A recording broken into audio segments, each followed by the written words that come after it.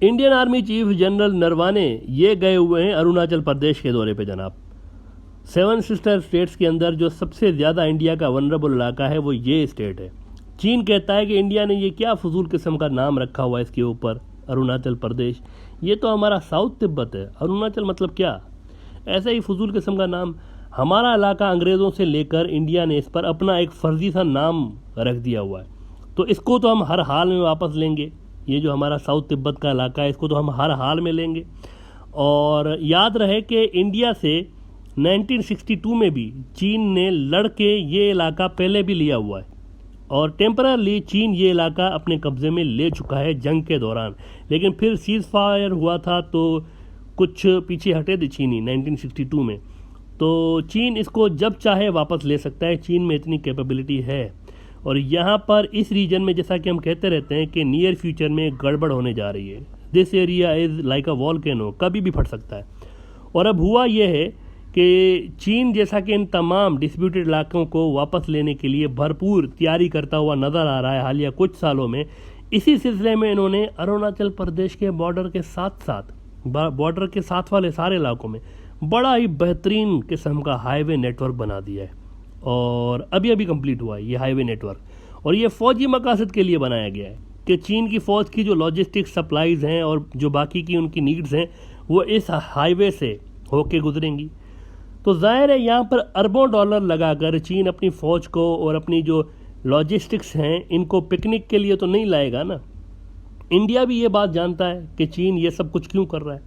अब Indian army chief को अभी कहीं से ये इनपुट मिली है, उनके पास इंफॉर्मेशन है कि कुछ गड़बड़ होने जा रही है नियर फ्यूचर में, इसीलिए उन्होंने अरुणाचल प्रदेश का दौरा किया हुआ है और वहाँ पर उन्होंने इंडियन फ़ौज को ये हुक्म दिया है कि चीन पर नज़र रखें, गौर से देखें, चीन की हर एक्टिविटी पर नज़र रखें कि वो क्या कर रहे हैं। और उधर से चीन भी कह रहा है कि हाँ नज़र रखें हम पे, आइए ये हमने हाईवे बनाया है और अब हम यहाँ पर आपका पानी रोकने के लिए भी प्रोजेक्ट्स लगाने जा रहे हैं। ये भी होने जा रहा है अरुणाचल प्रदेश में, बाय द वे चीन अब वहाँ का पानी भी रोकने जा रहा है। अच्छा, अरुणाचल प्रदेश आने से पहले इंडियन आर्मी चीफ कहाँ से होके आए हैं? लद्दाख में गए थे, लद्दाख गए हैं और उससे पहले सियाचिन गए थे, क्योंकि इंडिया ये समझ रहा है कि ये सारे फ्रंट्स चीन एक साथ खोलने जा रहा है। नियर फ्यूचर में जब भी चीन अपने इलाके वापस लेने के लिए चढ़ाई करेगा तो ये सब फ्रंट्स एक साथ ओपन हो जाएंगे और चीन के साथ ही पाकिस्तान भी हम पे हाथ साफ करने वाला है। तो इसी वजह से वो सियाचिन भी गए थे, क्योंकि सियाचिन रिलेटेड है पाकिस्तान से। और इंडियन आर्मी चीफ की जानिब से फ़ौज की ऑपरेशनल रेडीनेस देखी गई, उनके लिए वो दौरे करते फिर रहे हैं बॉर्डर एरियाज़ का। अचानक से इंडिया का टॉप का मीडिया आउटलेट्स इंडिया टुडे लिख रहा है कि warnings have been sounded that China is enhancing its infrastructure near the border, not just in Ladakh but other sectors as well. दूसरी जगहों पे भी, सिर्फ लद्दाख नहीं और भी जगहों पे भी इंफ्रास्ट्रक्चर तेज़ी के साथ चीन बेहतर बना रहा है। The presence of the PLA China की फ़ौज को कहते हैं, people's liberation army. The presence of the PLA in the training areas near Ladakh in large numbers has also been reported। बड़ी तादाद में चीन अपनी फ़ौज बॉर्डर के एरियाज में लेकर बैठा हुआ नहीं है, ट्रेनिंग कर रहा है, कैसे घुसेंगे, किस तरह काबू करेंगे, पूरे प्लान बन रहे हैं। इस पे ज़ोरों शोर के साथ चीन काम कर रहा है, ट्रेनिंगें दे रहा है, एटमॉस्फेयर कैसा होगा, टेरेन कैसी होगी, ये सारी चीज़ें चीन अपनी फ़ौज को प्रिपेयर कर रहा है इस एडवांसमेंट के लिए, जो कि वो इंडिया के सॉइल के अंदर आके करने जा रहे हैं। अब आप बताएं, चीन तेज़ी के साथ डिसाइसिव जंग के लिए तैयार हो रहा है इंडिया के साथ, अपने ये सारे इलाके वापस लेने के लिए। उनके ट्रूप्स बॉर्डर एरियाज में पहले ही मौजूद हैं, लाखों की तादाद में मौजूद हैं और इंटेंस किस्म की सख्त ट्रेनिंग हो रही है वहाँ पर इन इलाकों के टेरेन और मौसम के हवाले से, जैसे कि हमने आपको बताया। लेकिन चीन फ़ौज से ज़्यादा टेक्नोलॉजी का प्रयोग करने जा रहा है इस जंग के अंदर, और चीन ऐसी नई टेक्नोलॉजी दुनिया को दिखाने जा रहा है जो कि शायद दुनिया ने पहले कभी नहीं देखी हुई। और इस पे अमेरिका खुद परेशान है, क्योंकि कहा जाता है कि टेक्नोलॉजी के एतबार से चीन बाज़ एरियाज़ में अमेरिका से भी आगे निकल चुका है। अब इसके साथ ही क्या हुआ है कि जब इंडियन आर्मी चीफ वहाँ अरुणाचल में थे तो क्या हुआ, वहाँ पर सेवन सिस्टर स्टेट्स के जो सेपरेटिस्ट ग्रुप हैं इन्होंने हमला कर दिया फ़ौज के ऊपर। इमेजिन करें, इंडियन आर्मी चीफ खड़े हुए हैं अरुणाचल में और उसी वक्त हमला हो गया है, उसी स्टेट के अंदर हमला हो गया है। इंडिया फौज की जो आसाम राइफल्स, उनका एक बटालियन है उसके ऊपर सेपरेटिस्ट ने हमला कर दिया और आसाम राइफल्स का एक फौजी मारा गया है, 2 जख्मी हुए। उधर चीनी फौज बॉर्डर पर और यहाँ अंदर ये चल रहा है सेपरेटिस्ट। तो इंडिया अपने अंदर इनसे लड़ेगा या चीनी फौज से लड़ेगा बॉर्डर पर? बड़ी सख्त सिचुएशन इंडिया के सामने पेश आने वाली है नियर फ्यूचर में। कश्मीर से लेकर 7 सिस्टर स्टेट्स तक खौफनाक किस्म की सेपरेटिस्ट तहरीकें पहले ही तेज़ हो चुकी हैं। जैसे ही इंडिया और चीन का क्लैश शुरू होता है, इंडिया के अंदर एक साथ ये सारे फ्रंट्स खुल जाएंगे। तो क्या इंडिया इन सब पे इंगेज हो पाएगा सारे फ्रंट्स पर? नाउ इन सारी डेवलपमेंट्स के अंदर आपको इस बात का भी जवाब मिल जाता है कि इंडिया ने कुछ सालों से रूस से हथियार लेना कम क्यों कर दिए और इसराइल और फ्रांस से ज़्यादा हथियार इस वक्त क्यों ले रहा है इंडिया? क्योंकि रूस की स्ट्रेटेजिक पार्टनरशिप है चीन के साथ, और हथियार बेचते वक्त जो कंडीशंस रूस लगाता है उसमें यह भी शामिल होती है कि आप ये हमारे हथियार हमारे दोस्तों के खिलाफ और चीन के खिलाफ खास तौर पर आप इस्तेमाल नहीं कर सकते। ये कंडीशंस में शामिल होता है। इसीलिए इंडिया के वेपन्स परचेजिंग का जो पैटर्न है ये चेंज हो गया है कुछ सालों में, और आप देख रहे हैं कि अब रूस के अलावा इसराइल और फ्रांस से ज़्यादा परचेजिंग होने लगी है। अच्छा, अब इंडिया इस हाल में क्यों पहुंचा है? ये एक सवाल है कि आखिर इस हाल में क्यों पहुंचा इंडिया। आखिर कुछ साल के अंदर ऐसा क्या हुआ है कि इंडिया और चीन इतने आमने सामने आ गए हैं और इनके रिलेशंस इस कदर ख़राब हो चुके हैं? इसका रीज़न ये है कि इंडिया ने अमेरिका की क्वाड और इंडो पैसिफिक में शमूलियत अख्तियार की हुई है चाइना को कंटेन करने के लिए। इंडिया ने अमेरिका को और वेस्ट को कहा था कि हम पे इन्वेस्ट करें, हम पे पैसा लगाएं, हमें टेक्नोलॉजी दें, हमें आगे करें, हम लड़ेंगे चीन से आपकी जानिब से। ये हुआ है, ये सारा मुआहदा हुआ है इंडिया का। चीन को कंटेन तो करना दूर की बात है, चीन तो कंटेन नहीं हुआ, इंडिया की वाट लग चुकी है। और इसी बीच अमेरिका की जानिब से भी कोई हेल्प नहीं मिल पा रही इंडिया को। इंडिया को चीन के खिलाफ आगे करके अमेरिका खुद पीछे दौड़ गया है, क्योंकि आलमी हालात अमेरिका के लिए बहुत ज़्यादा ख़राब हो चुके हैं। अमेरिका के लिए अपना इकलौता सुपर पावर होने वाला खिताब बचाना भी नामुमकिन हो गया है। रूस और चीन की पार्टनरशिप अमेरिका की सोच से भी ज़्यादा स्ट्रांग हो चुकी है, और इस वक्त कंटेनमेंट ऑफ चाइना से ज़्यादा अहम बात यह है अमेरिका के लिए कि रूस को चीन से हटा के या तो अपनी साइड पे लाया जाए, अमेरिका की साइड पे, या फिर कम से कम उसको न्यूट्रल किया जाए, ताकि अमेरिका और चीन की लड़ाई के बीच रूस ना आए। Otherwise it's all over for USA. अगर ये दोनों मिल गए हैं तो अमेरिका के लिए ये जंग जीतना नामुमकिन सी बात है। दोनों में से किसी एक के साथ भी जीतना पॉसिबल नहीं है अगर दोनों मिले हुए हैं तो। पहले अमेरिका ने इंडिया के ज़रिए कोशिश की थी, आपको याद होगा कि इंडियन डिफेंस मिनिस्टर नींबू मिर्ची वाले बाबा राजनाथ सिंह साहब ये रूस गए थे लास्ट ईयर, आपको याद है रूस गए थे ये। और उस वक्त ये एन उस टाइम पे गए थे जब चीन और इंडिया की टेंशन पीक पर थी। तो बज़ाहिर वो S-400 के लिए जल्दी मचाने गए थे रूस में कि जल्दी जल्दी S-400 मिसाइल डिफेंस सिस्टम दे हमें, पैसे वैसे इन्होंने दिए हुए हैं। लेकिन 2 मुतालबात और भी करके आए थे। बज़ाहिर तो ये S-400 और वेपन्स लेने गए थे ना, लेकिन असल में 2 मुतालबात करके आए थे। एक तो ये कि चीन पर दबाव डाले रूस कि इंडिया के साथ डीएस्केलेशन करे और लद्दाख से पीछे हटे, और ये जो अंदर आ गए हैं लद्दाख में ये इससे पीछे हटे इंडियन इलाकों से।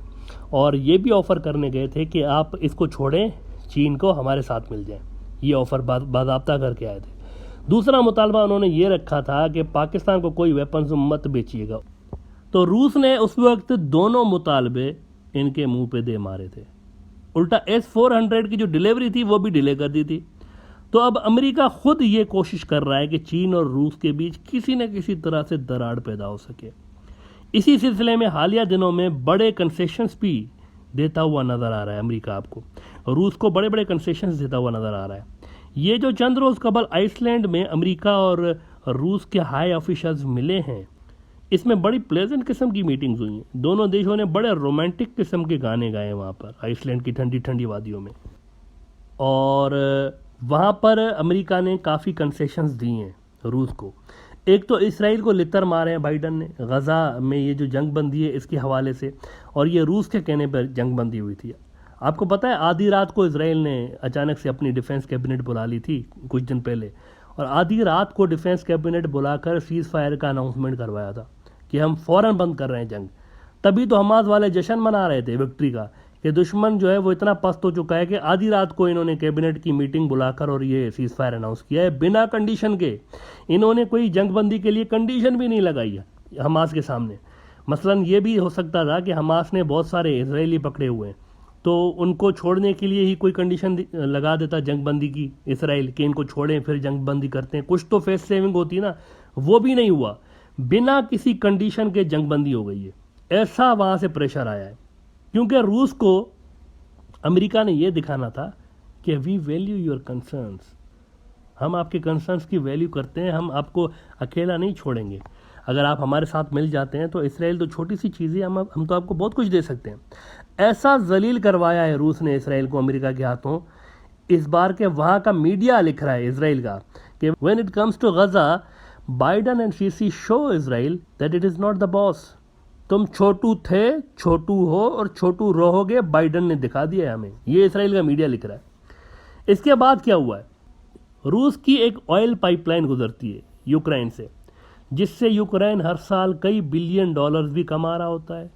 और यूक्रेन जो है ये अमेरिकी साइड में रहा है, ये अमेरिका की कैंप का एक मुल्क है। अब हुआ ये है कि रूस को यूक्रेन आंखें दिखाता रहता था, वैसे ही जैसे मोदी साहब अमेरिका के कहने पर चीन को लाल आंख दिखाते रहते थे।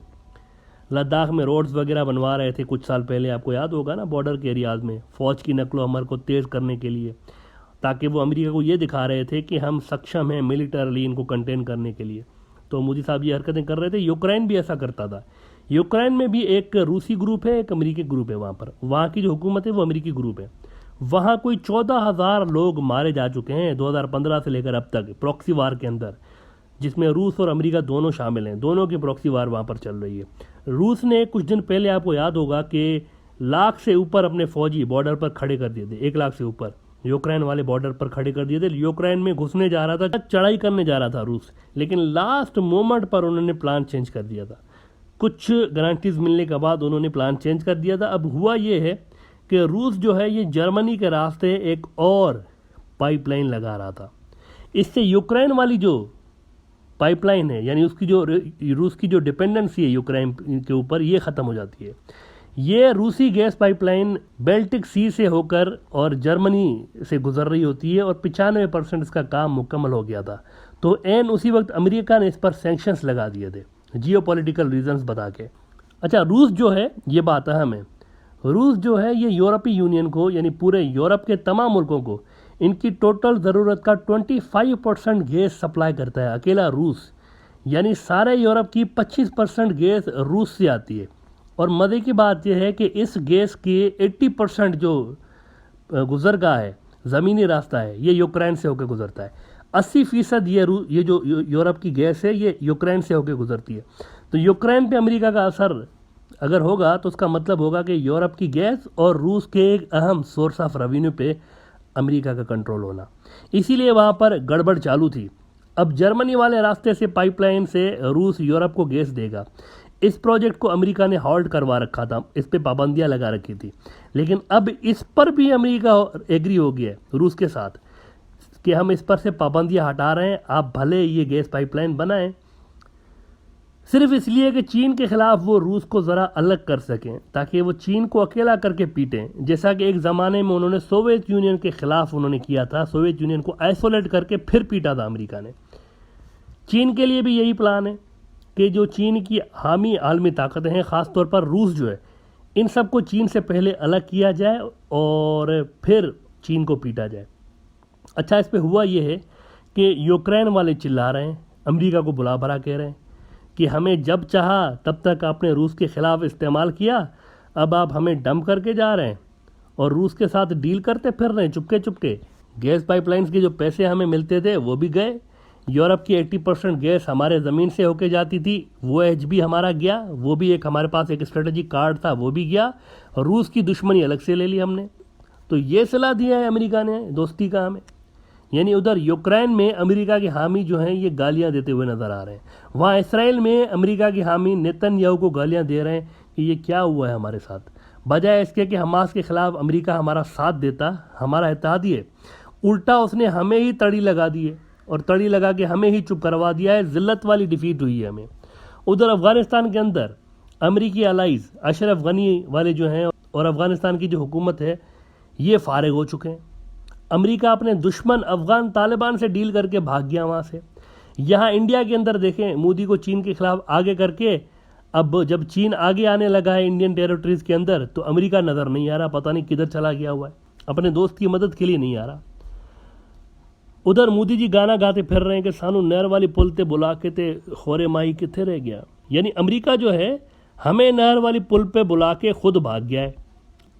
दुनिया भर में आपको अमेरिका की नाकामी नज़र आ रही है। आप देखें, यूक्रेन में उसने अपने अलाइज को डंप कर दिया, रूस के साथ डील कर ली। अफगानिस्तान के अंदर उन्होंने अफगान तालिबान के साथ डील करके अपने अलाइज को डंप कर दिया। चीन के खिलाफ इंडिया को आगे करके उन्होंने इंडिया को डंप कर दिया। अब इंडिया के लिए वो आ ही नहीं रहे। तो अब ये बांग्लादेश के उन लोगों के लिए भी सबक है जिन्हें ये लगता है कि इजराइल के लिए सॉफ्ट स्टांस लेकर, अमेरिका की इंडो पैसिफिक में जाकर, चीन के खिलाफ बनने वाले क्वाड अलायंस में जाकर वो कोई बहुत हाई लेवल का काम कर रहे हैं। बट अगर आप दुनिया भर के हालात देखें कि अमेरिका ने अपने अलाइज के साथ क्या किया हुआ है, रिसेंटली अफगानिस्तान से लेकर यूक्रेन तक और फिर इसराइल से लेकर इंडिया तक क्या क्या स्टोरीज आपको सामने मिलती हैं। वहाँ पर अमेरिका ने, जैसे कि हमने आपको अभी भी बताया, कि किस तरह अपने अलाइज को यूज़ करके डंप किया है। तो यहाँ भी चीन के खिलाफ बांग्लादेश को अमेरिका ऐसे ही डंप कर देगा जैसे उसने इंडिया को डंप किया हुआ है। और इस वक्त आप देखें ना, इंडिया के बेचारे आर्मी चीफ जो हैं ये बॉर्डर एरियाज़ का दौरा करते फिर रहे हैं और ट्रूप्स को कह रहे हैं कि चीन पर नज़र रखें। हालांकि उसके जो इत्तेहादी हैं अमेरिका का, उसका कुछ पता नहीं है। तो यहाँ भी ऐसा ही होने जा रहा है जैसे कोविड वैक्सीन वाला सीन हुआ था। आपको याद होगा, 30 मिलियन डोजेस का इंडिया से मुआहदा करवा के उसमें से कमीशन वमीशन खा के खुद खिसक लिए, लेकिन भुगतना बांग्लादेश को पड़ा था। इंडिया पैसे भी खा गया, वैक्सीन भी नहीं दिए। इंडिया ने वो पैसे जो बांग्लादेश से लिए थे वो इंडिया ने अपनी कैपेसिटी बिल्डिंग में लगा दिए थे वैक्सीन के अंदर। बहरहाल यहाँ भी कुछ यही कैलकुलेशंस हैं। अगर अमेरिका की पार्टनरशिप इतनी ही फ़ायदेमंद होती तो इंडिया का इस वक्त ये हाल ना होता। ना अमेरिका से वैक्सीन मिल रही है, ना गिरी हुई इकोनॉमी को उठाने के लिए अमेरिका कोई मदद कर रहा है इंडिया की, ना ही छीनी हुई ज़मीन की वापसी के लिए अमेरिका कुछ कर रहा है इंडिया के लिए।